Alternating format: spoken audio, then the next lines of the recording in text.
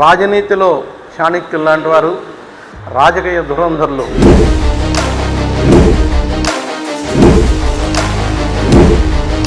మాజీ పార్లమెంట్ సభ్యులు, రాజకీయ విశ్లేషకులు శ్రీ ఉండవల్లి అరుణకుమార్ గారితో జీకే డిజిటల్ న్యూస్.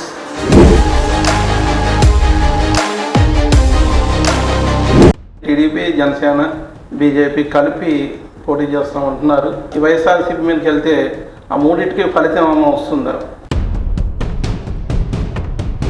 వాళ్ళిద్దరూ కలిస్తే డెఫినెట్గా చాలా టఫ్ అయిపోతుంది. కాంగ్రెస్ పార్టీ తరఫు నుంచి పిసిసి అధ్యక్షులుగా షర్మిల గారిని తీసుకొచ్చారు. మరి అది ఎంత మటుకు ఆ మైనారిటీ ఓట్లని విడదీసేటువంటి అవకాశం ఉంటుంది సార్ అప్పుడు వలన? డెఫినెట్గా గెలవగలరు.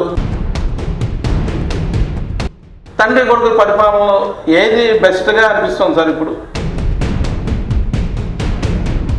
తండ్రిదే.